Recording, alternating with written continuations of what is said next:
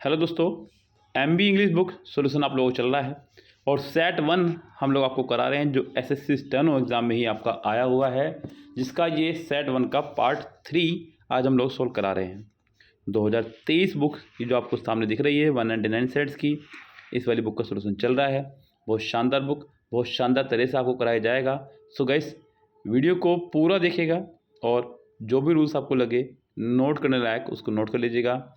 Exams को कैसे attempt करना है उसको ज़रूर देख लीजिएगा, जिससे कि सभी चीज़ें आप आराम से समझ जाएं। यस, बहुत ज़्यादा समय नहीं लेंगे क्योंकि वीडियो को शुरू करना है और फिर इसको ख़त्म भी करना है। ये 51 क्वेश्चन हमारे सामने रहेगा आज का। कह रहा है कि the Ganga is holiest river in India.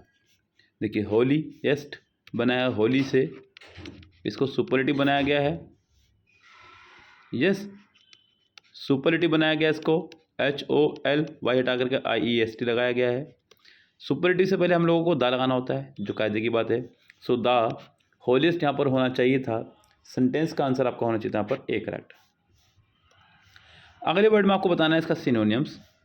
Cordial word है हमारा। कॉर्डियल का मतलब बताया गाइस मिलनसार, जो लोगों से मिलजुल कर रहे, मित्रतापूर्ण तरह से रहे, उसको बोलते हैं कॉर्डियल। ब्रिलियंट नहीं होगा, एमिकेबल बोलते हैं मिलनसार को। आपका आंसर हो जाएगा बी करेक्ट। तो यहाँ आंसर हो जाएगा आपका बी फाइनली। डायरेक्ट इनडायरेक्ट आ गया है। आप कोमा इन्वर्टेड कोमा के अंदर पार्ट को देखें, why were you absent in the examination yesterday. चीज़ों को सिंपली तरह से पकड़ना शुरू कीजिएगा। जैसे कि आपको वाई वर दिख रहा है यानी कि तो आपको ढूंढना है हेड ढूंढना है। यस्टरडे दिख रहा है तो द प्रीवियस डे ढूंढना है। सबसे पहले ढूंढते हैं कि दूसरी बात, वाई से सेंटेंस जुड़ेगा, तुरंत बाद सब्जेक्ट आना चाहिए। जैसे कि यहाँ तुरंत बाद हैप्पी वर्ब आ गई, ये बाहर हो गया। यहाँ सब्जेक्ट आ गया, ठीक है। यहाँ आ गया है, ठीक है। यहाँ भी आ गया है, ठीक है। तीनों में भी कोई प्रॉब्लम नहीं है। उसके बाद गैस सेट 2 बनाना है आस्क, जो कि पहले में है, दूसरे में सॉरी यहाँ नहीं है, यहाँ भी है। तो गैस पहला और तीसरा तो रेस से बाहर हो चुका है। The principal asked the students, the principal asked the students why he had been absent. देखिए यहाँ पर द नेक्स्ट डे कर दिया है, जबकि यस्टरडे को चेंज करते हैं द प्रीवियस डे में। आपका आंसर हो जाएगा यहाँ पर बी करेक्ट। इसका बनाना आपको पैसिव कह रहा है कि I promise to furnish all the documents required for the assignment. So guess आपको बनाना इसका पैसिव। पैसिव बनाने के लिए आपको ज़रूरी है चीज़ों को समझना होगा। आई प्रोमिस, पहले इसको समझिएगा। इट इज़ प्रोमिस्ड बाय मी, इतना सेंटेंस बन चुका है। अब यहाँ वॉज आ गया है, यहाँ हैज़ आ गया है, यहाँ हैव आ गया है, ये सब बाहर हैं। सी आंसर हो जाएगा, बिकॉज फर्स्ट फॉर्म को देखते हुए आपको is M R plus third form का इस्तेमाल करना था। Identify the segment in the sentence which contains the grammatically error. Sentence के किस पार्ट में आपको ग्रामेटिकली एरर दिखाई दे रही है। ध्यान दीजिएगा गाइस, यहाँ सेंटेंस की तरफ चलते हुए, Ramesh is very much sorry. Ramesh is very much sorry, देखिए वेरी मच दोनों एक साथ आ गए हैं और यहाँ मच का रिक्वायरमेंट मेरे टाइम में नहीं होना चाहिए था। About the financial loss that he inflicted upon his close friends while working together on the same project.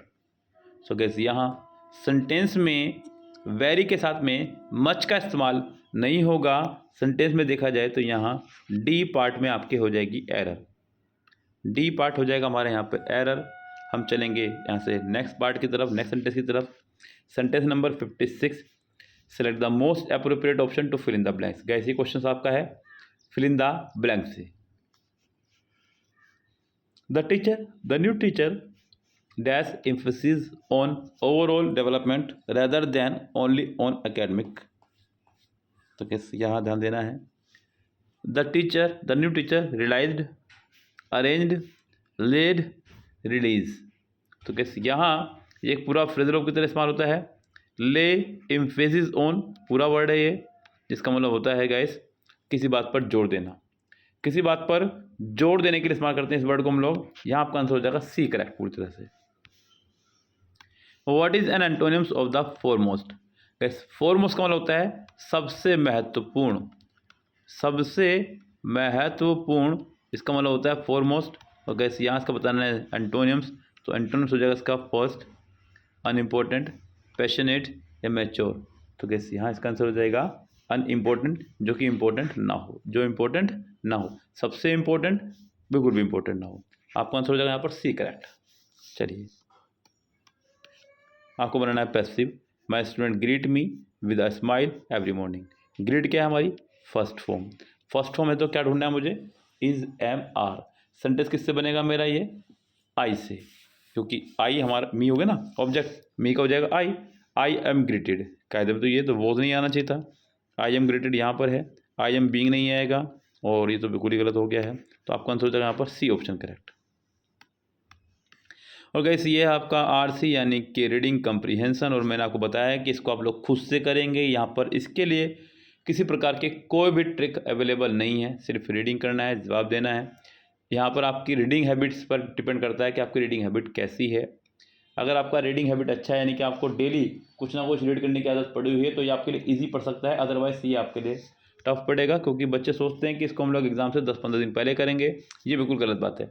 Daily कुछ ना कुछ आरसी पढ़ते रहें या न्यूज़पेपर पढ़ते रहें, जिससे कि आपको हैबिट बनी रहे और आप इजीली इनको सोल्व कर सकें। तो यानी कि यहाँ फिलहाल ये वाला पोर्शन मैं स्किप कर रहा हूँ, आप लोग खुद से कर लीजिएगा।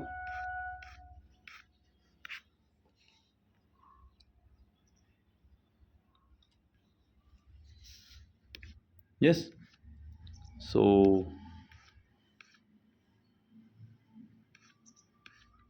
64 से समझिएगा ध्यान से। Select the correct direct form of the given sentence. इस सेंटेंस की यानी कि जो सेंटेंस दिया गया है इसका आपको डायरेक्ट फॉर्म ढूंढना है। इसका डायरेक्ट फॉर्म क्या होगा। यस, चलिए बच्चों आगे बढ़ते हैं सेंटेंस पे हम लोग यहाँ से। The father said that he would not allow anyone to watch movies during examination. So कैसे यहाँ वुड आ रहा है क्योंकि इनडायरेक्ट है, तो आपको विल ढूंढना होगा। क्या ढूंढना होगा आपको, विल ढूंढना होगा, और नोट है तो नोट रहेगा। बाकी देखते हैं। Father said I will not allow anyone to watch movies, he will not allow, nobody will be allow, I will not allow. चीज़ों को पकड़ना होगा, क्योंकि सभी जगह उसने विल दिया है, या थोड़ा सा आपको कन्फ्यूजन क्रिएट करने की कोशिश की गई है, उसको पकड़िएगा। द फादर सेड चारों में है। आई फर्स्ट पर्सन सब्जेक्ट के हिसाब से, ही रहा होगा तभी बना होगा। ही थर्ड पर्सन, नो चेंज, तो यहाँ पर ये तो बाहर हुआ। नोबडी का इस्तेमाल नहीं करेंगे यहाँ पर, क्योंकि आईएनजी आ गया वैसे भी, ऊपर फर्स्ट फॉर्म है सिर्फ। यस, और यहाँ पर टू वॉच है, वैसे भी यहाँ पर वॉचिंग कर दिया गया है। I will not allow everyone, यहाँ पर एनीवन है, एवरीवन नहीं आएगा।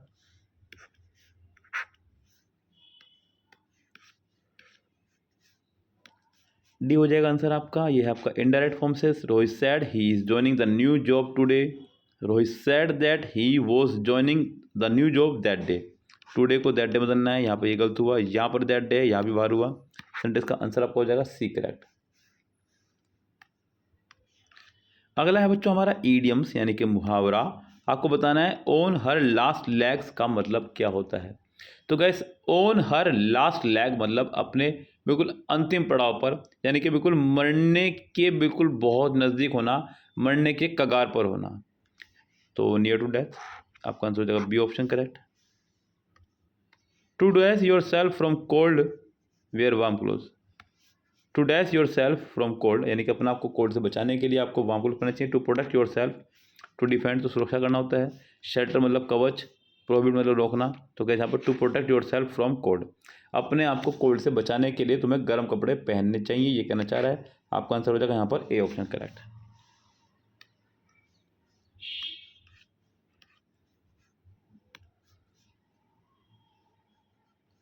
सेंटेंस इंप्रूवमेंट का एक सेंटेंस है, कह रहा है कि the more you work the better reward you will get.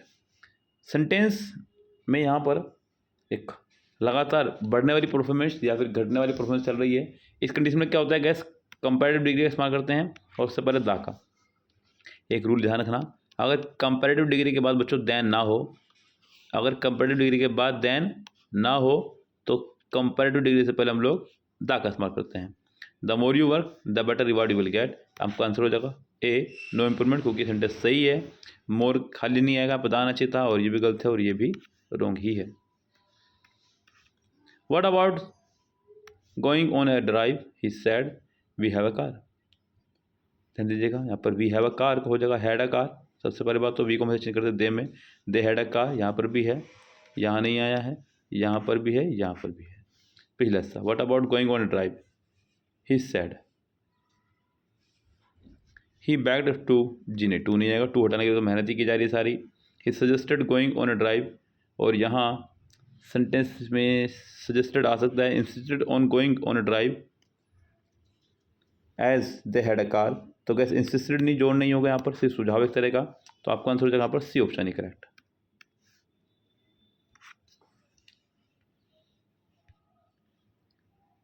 ये देखिए यहाँ पर PQRS आ गया सेंटेंस, यानी कि sentence rearrangement. Just as I was to sleep I heard a low humming sound, जैसे ही मैं जब सोने वाला था मुझे एक लो हमिंग साउंड सुनाई दी। As they landed there lights went off, I looked out of my bedroom window. I saw a number of objects coming down from the sky. देखिए शुरू तो ए से ही होगा, ये तो कन्फर्म है क्योंकि सभी ऑप्शंस में आपका ए आया हुआ है। Just as I was about to sleep I heard a low humming sound, यानी कि जब मैं सोने वाला था तभी मुझे एक आवाज़ सुनाई थी लो हमिंग साउंड की। I looked out of my bedroom window, मैंने अपनी बेडरूम विंडो से बाहर झाँका, ए के बाद सी आ जाएगा जो कि सिर्फ एक में ही है, और बस यही आपको हो जाएगा आंसर। और कैसे यहाँ फिर से आपका आ चुका है पैसेज, जिसको आप करने वाले हैं खुद से 71 to 75। मैं आपको यहाँ पर दिखाता हूँ पूरा पूरा RC, जिससे कि आप लोग स्क्रीनशॉट ले सकें और बाद में आराम से बैठ करके कर सकें। ये क्वेश्चन आ गए इसके 75 तक, यस 76 to 100। हम लोग मिलेंगे आपसे नेक्स्ट पार्ट में, तब तक के लिए bye bye, have a nice day.